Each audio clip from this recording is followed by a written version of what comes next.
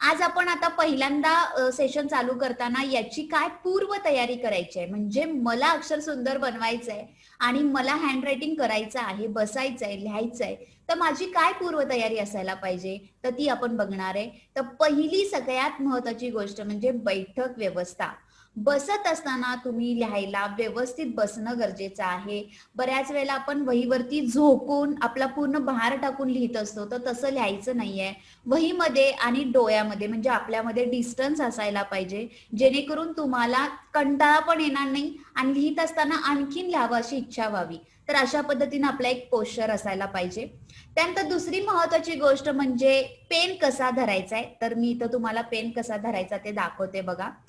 मी सगळ्यांना दिसत असेल, हा पेन आहे माझ्याकडे. मी ऑलरेडी सांगितलं होतं की तुम्ही जेल पेन वापरू शकता किंवा पेन्सिल. ओके, बॉल पेन शक्यतो वापरू नका. स्ट्रोक थोडेसे काय होतात, जेल पेनने स्मूथ जातो पेन.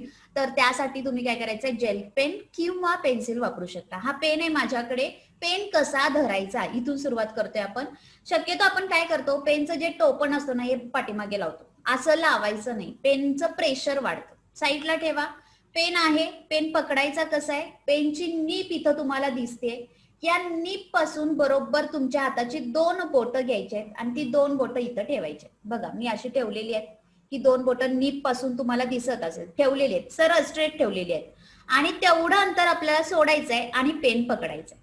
पेन हा 3 बोटांमध्ये पकडायचा आहे. 1 2 3 अंगठा आणि ही 2 बोट. ओके, आता पकडायचा कसा, तर हे तुमचं मधलं बोट आहे, मिडल फिंगर आहे, याच्यावरती पेन ठेवायचा आहे. ओके, याच्यावरती पेन राहायला पाहिजे आणि ही 2 बोट आहेत, ही वरती पकडायची, ही वरती पकडायची. ओके, बघा मधलं बोट मी खाली धरलेलं आहे आणि ही 2 बोट मी वरती ठेवलेली आहेत.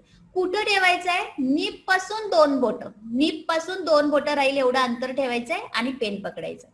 ही जी वरची 2 बोट आहेत ही समांतर पाहिजे. समांतर म्हणजे काय, पॅरल पाहिजे, म्हणजे बरोबर एका लाईन मध्ये पाहिजे. काहींची बोटं जर थोडीशी जाड असतील तर डिस्टन्स पाठीमागे येतं, तर थोडं तुम्ही ऍडजस्ट करा, इथपर्यंत ठेवा. आलं लक्षात तुमच्या. पेन कसा पकडायचा आहे हे आपण बघितलं 2 बोटांच्या अंतरावरती. ओके, असंच पकडून तुम्हाला लिहायचंय. त्याच्यानंतर वही कशी पकडायची आहे, ही वही आहे माझ्याकडे, 4 लाईन्सची नोटबुक आहे. नोटबुक पकडत असताना बघा, ही नोटबुक आहे माझी. कधीही नोटबुक थोडीशी तिरकी पकडायची, बेंड पाहिजे थोडासा नोटबुकला. का बेंड पाहिजे, तर जेव्हा तुम्ही लिहित असता तेव्हा फ्लो मध्ये लिहिलं जायला पाहिजे. म्हणजे मी या पॉइंट पासून लिहायला सुरुवात केली, या पॉइंट पर्यंत लिहिपर्यंत मला वही सारखी अशी अशी अशी हलवायची गरज नाही. अशी ठेवली ना एकदा की तुम्ही सरळ स्ट्रेट शेवटच्या पॉइंट पर्यंत कंप्लीट होईपर्यंत वही हलवावी लागत नाही. त्यामुळे नेहमी लक्षात ठेवा, थोडीशी वही तिरकी पाहिजे, खूप अशी नाही, थोडीशी तिरकी पाहिजे. ओके, तर ह्या छोट्याशा गोष्टी असतात, हे आपण लक्षात ठेवल्या की आपल्याला थोडी हेल्प होते, लिहिण्यासाठी मदत होते. यासाठी पेन कसा पकडायचा आणि वही कशी पकडायची मी हे तुम्हाला सांगितलेलं. ओके, तर आता जाऊ आपण पुढच्या पार्टकडे. आपण पूर्वतयारी काय करायची हे बघितलेलं आहे. आता जाऊ आपल्या मेन पार्टकडे. ओके, तर बघा आपला आता पहिला पार्ट असणार आहे तो म्हणजे बेसिक स्ट्रोक. बेसिक स्ट्रोक का महत्वाचे आहेत, का शिकायचे, शाळेमध्ये पण तुम्ही अगदी लहान असताना किंवा काही जण अगदी फर्स्ट सेकंड स्टँडर्डचे असतील तर पहिला तुम्हाला हे शिकवलेलं असतं. मग हे कशासाठी शिकवतात, काय गरज आहे याची, तर बघा हे काय आहेत, ऍक्च्युली जे काही अक्षर आहेत, जे काही आपण लिहिणार आहे ते लेटर्स आहेत, त्यांचे हे बॉडी पार्ट्स आहेत. म्हणजे ती अक्षर जी आहेत ती या बॉडी पार्ट्स पासून तयार झालेली आहेत. हे जर आपल्याला परफेक्ट आले तर अक्षर अगदी सुंदर होतं.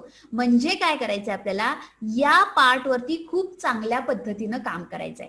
जर तुमच्या sleeping line, standing line, slanting line खूप छान येत असतील तर काय होतं, अक्षर सुद्धा ऑटोमॅटिक सुंदर होतं आणि तिथं तुम्हाला कमी कष्ट घ्यावे लागतात. इथं जर तुम्ही थोडस जास्त प्रॅक्टिस केला की लेटर जेव्हा तुम्ही करणार तेव्हा तुम्हाला कमी प्रॅक्टिस मध्येच ऑटोमॅटिक छान पद्धतीने येऊन जातं. तर यासाठी बेसिक स्ट्रोक्स हे खूप महत्वाचे आहेत. तर याच्यामध्ये आपण 6 बेसिक स्ट्रोक शिकणार आहोत. पहिले sleeping line, standing line, slanting line आणि कर्व, अशा पद्धतीने हे बेसिक स्ट्रोक्स आहेत. पहिला बेसिक स्ट्रोक आहे तो म्हणजे स्लिपिंग लाईन. तर सुरुवात करू आपण पहिल्या स्ट्रोकला. तर स्लिपिंग लाईन काढत असताना तुम्ही काय करायचंय ते मी तुम्हाला सांगते. बघा इथं मी काढून दाखवते. प्रेशर मेंटेन करायचं आहे. पहिल्या लाईन पासून ड्रॉ करायला सुरुवात करायचं, दुसऱ्या पॉइंट पर्यंत स्टॉप व्हायला पाहिजे. पहिल्या लाईन पासून ड्रॉ करायला सुरुवात. खूप मोठी स्लिपिंग लाईन काढायची नाही. बघा मी इथं किती काढलेली आहे आणि प्रत्येक स्लिपिंग लाईन नंतर पेन उचललेला आहे. तुम्ही पण त्या पद्धतीनं उचलायचा आहे. आणि तिरकी वही पकडल्यानंतर काय होतं, तुम्हाला कंटिन्युअस लिहिणं सोपं जातं. यासाठी त्या पद्धतीनं लिहित जायचं. एक लाईन सोडून मी अजून एक लाईन इथं ड्रॉ करत आहे, म्हणजे लिहित आहे. स्लिपिंग लाईन, 2 स्लिपिंग लाईन मध्ये डिस्टन्स मेंटेन करायचं आहे. 2 स्लिपिंग लाईन मध्ये जास्त अंतर ठेवायचं नाहीये. मात्र जे काय अंतर ठेवता ते सगळीकडे असायला पाहिजे, म्हणजे प्रत्येक स्लिपिंग लाईन मध्ये असायला पाहिजे. पेनचं प्रेशर मेंटेन करा किंवा पेन्सिल खूप डार्क नाही उठवायचंय, खूप फेंट नाही उठवायचंय. पहिल्या पॉइंटला जशी पेन तुम्ही पकडलं होतं त्याच प्रेशरने पुढे जाऊ दे. रिव्हर्स यायचं नाहीये. बऱ्याच जणांना सवय ते पुढे जायचं परत बॅक यायचं. बॅक यायचं नाहीये, सरळ स्ट्रेट यायला पाहिजे. खूप मोठ्या खूप छोट्या काढायच्या नाहीत. काही काही जण असं करतात की डॉट डॉट डॉट डॉट काढल्यासारखे काढत काढत काढत जातात. असं नाही करायचं. सरळ स्ट्रेट व्यवस्थित काढत जायचंय.